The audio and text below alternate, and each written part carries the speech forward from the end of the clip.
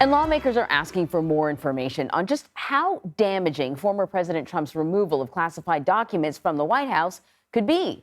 It comes after the FBI's search of Trump's home last week. And now law enforcement is on alert as talks of planting a dirty bomb and of civil war circle among his supporters. Jeff Pegues has more on this from Washington. I myself have been notified by the Bureau that my life was put in danger. Former FBI agent turned Pennsylvania Congressman Brian Fitzpatrick appearing on Face the Nation after the FBI and DHS joint warning was released on Friday.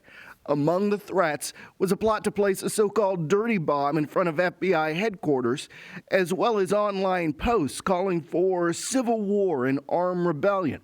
The bulletin capped off a tense week for the nation's top federal law enforcement agency. An armed man was shot and killed after trying to breach security in an FBI field office in Cincinnati. Still, the former president posted on Sunday great simmering anger after agents carried out a search warrant to recover classified government documents from Mar-a-Lago. They didn't go in there with FBI raid jackets. They tried to constrain their behavior carrying out that warrant. Released court papers reveal that more than 24 boxes with 11 sets of classified documents were recovered by federal agents, some of which were labeled top secret after Trump lawyers attested in writing back in June that all classified material had been returned from the estate. So the fact that they were in an unsecure place that is guarded with nothing more than a padlock or whatever security they had at a hotel is deeply alarming. Clearly, no one is above the law. Donald Trump is not above the law, and Attorney General Garland is not above the law either. His actions are unprecedented in history, and he has a lot of questions to answer. So far, no charges have been filed against the former president, but possible charges include impeding an investigation, the removal of classified national security records, and violation of parts of the Espionage Act, according to the search warrant. Republicans are calling on the DOJ to release the affidavit. The affidavit in support of the warrant will give you the probable cause to try to understand what is going on here. And I think the American people deserve this. Democrat Mark Warner, as well as Republican Marco Rubio, both on the Senate Intelligence Committee, both calling for the release of those documents to Senate Intelligence Committee members. Also, they're looking for an assessment of the type of damage that could be done to national security by the mishandling of those kinds of documents.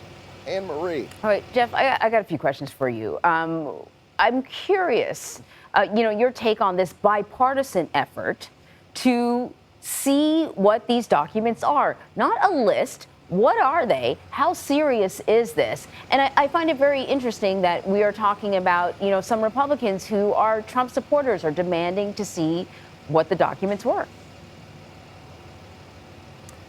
Yeah, listen, it's a Washington tactic, if you will. It's the kind of tactic that you would almost expect from members of Congress in Washington at this moment, especially with anything related to the former president.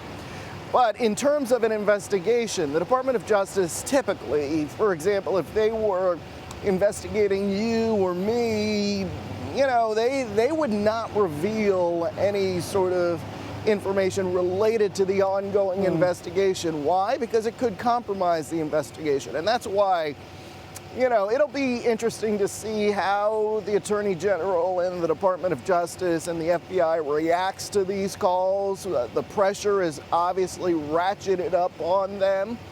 But there is this question of potentially compromising the investigation and further politicizing the investigation as well. So last week, our Catherine Herridge asked former Secretary of Defense Mark Esper about the ambiguity when it comes to sort of protecting these records and which records are supposed to be classified and not classified. I want to play a little of that sound. On the issue of records, is there any ambiguity about what is required when you leave government office? No, I don't think so. I mean, we all know that you have to protect records. I think there was maybe some ambiguity with regard to text messages, and I've spoken about that less than a week ago. That has the system caught up with technology to make sure that we protect text messages before phones and other devices are wiped clear and provided to the next person. So I think those things need updated. But look, if you've been in government, you understand the importance of protecting records. These are important for historical purposes, for a range of purposes. So there are reports now that the former President Trump says, that he declassified the remaining documents. Now, I don't know if that was just sort of a sweep of the hand. These are declassified because there is a process, but maybe the president can just sort of say this entire room is declassified. I don't know. Can you just sort of talk to us about the authority to declassify that a president has? Well, you make him sound like he's a king or something. But I was thinking more Pope. Pope. Just a pope or a fairy godmother or something. But, all joking aside, there is a process here. And, after covering this beat, law enforcement, for such a long time, whenever I'm covering a story, I often think about what would the consequences be if the average Joe, for example, did some of this, committed some sort of violation.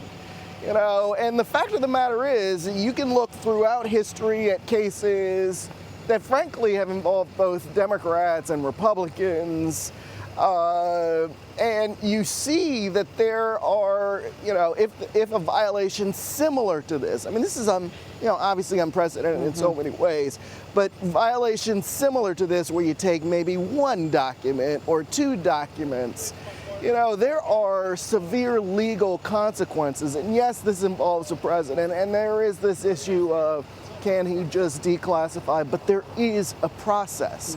There is, the way I understand it, there is a process, especially with the holder of that classified material, whether it's the CIA, the FBI, they have to sort of weigh in on this.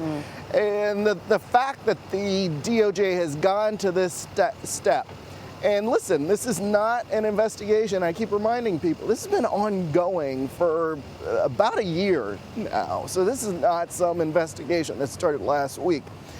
And in a lot of ways, the Department of Justice gave the former president some leeway here to figure things out, to get things in order. And they had meetings, and then there was a subpoena.